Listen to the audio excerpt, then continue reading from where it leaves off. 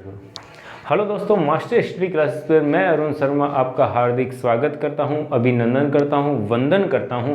आज जो टॉपिक मैं आपको पढ़ाने वाला हूं बहुत शानदार टॉपिक है। कॉम्पिटिटिव एग्जाम में बहुत ही शानदार तरीके से यहाँ से क्वेश्चन पूछे जाते हैं। किस किस प्रकार के क्वेश्चन आते हैं, कौन कौन से ऑब्जेक्टिव बनाए जाते हैं, उनके बारे में हम डिस्कस करने वाले हैं। यहाँ से देखिए, ज्वार भाटा किसे कहते हैं?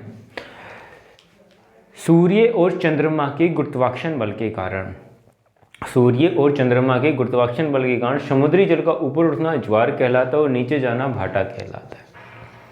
सूर्य और चंद्रमा के गुरुत्वाकर्षण बल के कारण समुद्री जल का ऊपर उठना क्या कहलाता है? ज्वार कहलाता है और नीचे जाना क्या कहलाता है? भाटा कहलाता है। जिसे हम क्या कहते हैं? ज्वार भाटा कहते हैं। क्या कहते हैं? ज्वार भाटा कहते हैं। अब पृथ्वी पर सूर्य और चंद्रमा, मैंने बोला है सूर्य और चंद्रमा के गुरुत्वाकर्षण बल के कारण, सूर्य और चंद्रमा के गुरुत्वाकर्षण बल के कारण समुद्री जल का ऊपर उठना क्या कहलाता है? ज्वार, और नीचे जाना क्या कहलाता है? भाटा कहलाता है। यहाँ पर थोड़ा सा ध्यान देने की बात यह है, पृथ्वी पर सर्वाधिक ग्रेविटेज फोर्स किसका लगता है? सर्वाधिक गुरुत्वाकर्षण बल किसका लगता है? तो सूर्य तो चंद्रमा से बहुत बड़ा है, फिर भी चंद्रमा का गुरुत्वाकर्षण बल पृथ्वी पर ज़्यादा लगता है। क्यों? क्योंकि सूर्य की अपेक्षा चंद्रमा पृथ्वी के बहुत निकट स्थित है, बहुत पास स्थित है। देखो, सूर्य जो है, सूर्य और पृथ्वी के बीच की औसत दूरी है 14.95 करोड़ किलोमीटर, और ये है 3.84 लाख किलोमीटर। ये लाख में है वो भी लगभग 4 लाख, और ये करोड़ में है वो भी लगभग 15 करोड़। तो काफ़ी डिस्टेंस का अंतर है। तो सूर्य पृथ्वी के बहुत निकट स्थित होने के, चंद्रमा पृथ्वी के बहुत निकट स्थित होने के कारण, चंद्रमा पृथ्वी के बहुत निकट स्थित होने के कारण यहाँ पर पृथ्वी पर चंद्रमा का गुरुत्वाकर्षण बल अधिक लगता है। किसका गुरुत्वाकर्षण बल अधिक लगता है? चंद्रमा का गुरुत्वाकर्षण बल अधिक लगता है। तो ये बात समझ में आ गई होगी। देखो, ज्वार को 2 भागों में विभाजित किया गया है दोस्तों। कितने भागों में विभाजित किया गया है? 2 भागों में। ज्वार को कितने भागों में विभाजित किया गया है? 2 भागों में विभाजित किया गया है। नंबर 1 पे है दीर्घ ज्वार, नंबर 1 पे क्या है? दीर्घ ज्वार है, और नंबर 2 पे है लघु ज्वार।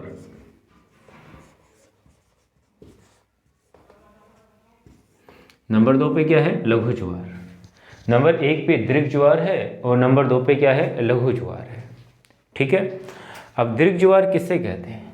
दीर्घ ज्वार वे ज्वार होते हैं जो अमावस्या और पूर्णिमा के दिन आते हैं। ये बेसिकली कब आते हैं? रेगुलर रूप से आते हैं अमावस्या और पूर्णिमा के दिन आते हैं। ठीक है। दीर्घ ज्वार कब आते हैं? अमावस्या और पूर्णिमा के दिन आते हैं। क्लियर हो गया? दीर्घ ज्वार कब आते हैं दोस्तों? अमावस्या और पूर्णिमा के दिन दीर्घ ज्वार आते हैं। क्लियर हो गया?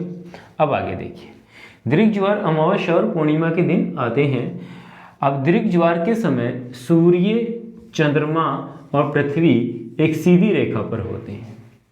कैसी रेखा पर होते हैं? एक सीधी रेखा पर होते हैं, अर्थात 180 डिग्री के कोण पर होते हैं। कितना डिग्री के कोण पे होते हैं? 180 डिग्री के कोण पर होते हैं। लघु ज्वार अष्टमी, लघु ज्वार कब आते हैं? अष्टमी और सप्तमी को आते हैं।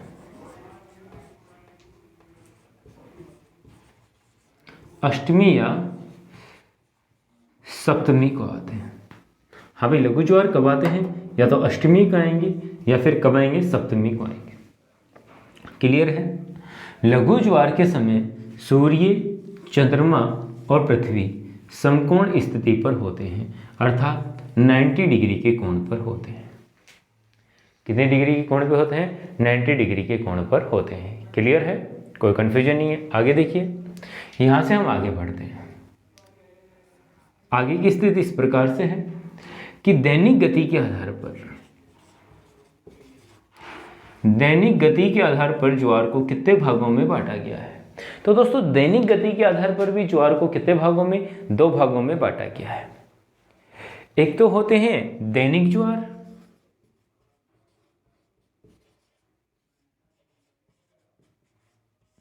और एक होते हैं अर्धदैनिक ज्वार।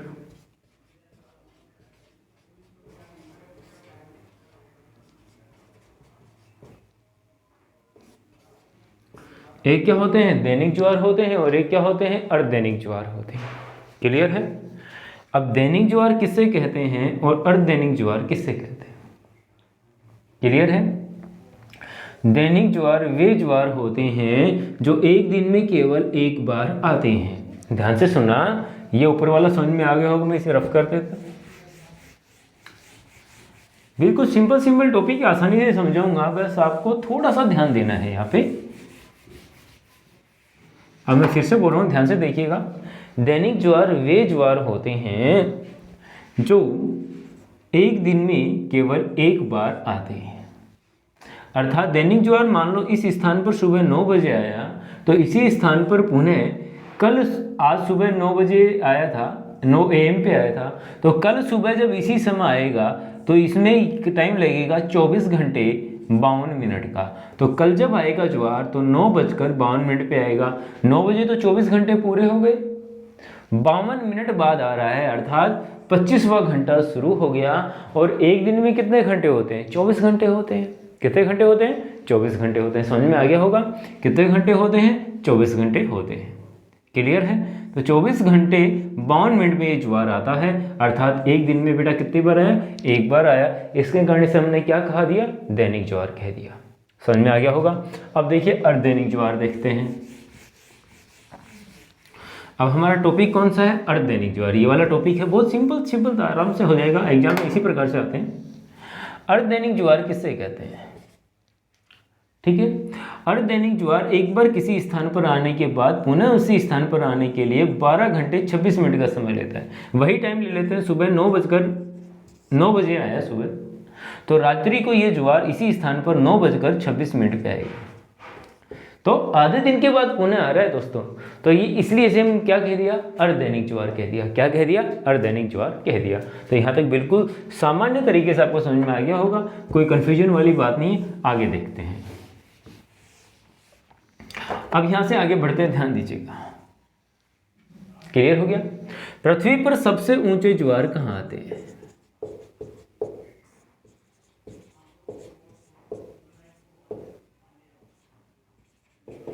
पृथ्वी पर जो सबसे ऊंचे ज्वार हैं ब्रिटेन के सबसे ऊंचे ज्वार हैं फंडी की खाड़ी में आते हैं। कहाँ आते हैं? फंडी की खाड़ी। और फंडी की खाड़ी कहाँ है? कनाडा में। यहाँ 16 मीटर से 18 मीटर तक ज्वारों की ऊंचाई होती है। 16 मीटर से 18 मीटर तक ज्वारों की ऊंचाई होती है। क्लियर है। समझ में आ गया होगा। भारत में सबसे ऊंचे ज्वार यदि भारत की बात करें तो भारत में गुजरात के ओखा नामक स्थान पर आते हैं। ओखा गुजरात, गुजरात के ओखा नामक स्थान पर आते हैं। 2.5 मीटर से 2.7 मीटर ऊंचे आते हैं। कितने आते हैं? 2.5 मीटर से 2.7 मीटर ऊंचे ज्वार आते हैं। समझ में आ गया होगा।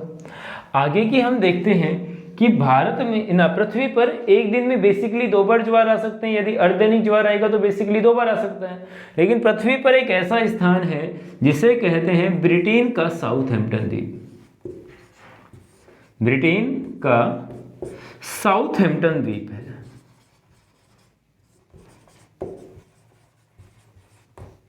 ब्रिटेन के साउथहैम्पटन द्वीप में एक दिन में 4 बार ज्वार आते हैं। पृथ्वी पर एक दिन में सर्वाधिक बार ज्वार कहाँ पे आते हैं?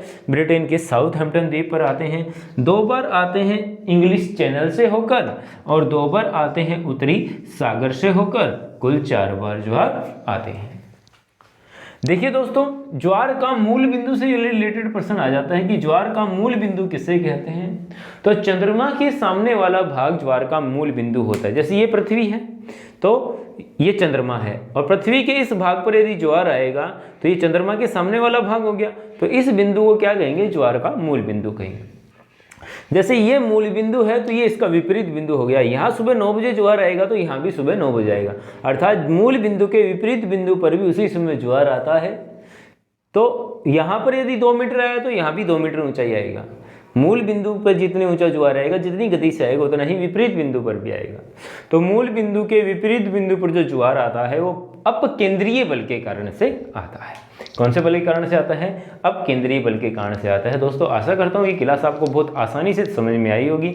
अच्छी लगी हो तो कमेंट बॉक्स में कमेंट करके मुझे बताना, और जैसा भी कमेंट हो आप मुझे बता सकते हैं। यदि क्लास में किसी प्रकार का आपको सुधार चाहिए वो भी आप हमें बता सकते हैं। कमेंट बॉक्स में कमेंट जरूर कीजिएगा। आपके अरुण सर आपके कमेंट का इंतजार करेंगे। धन्यवाद।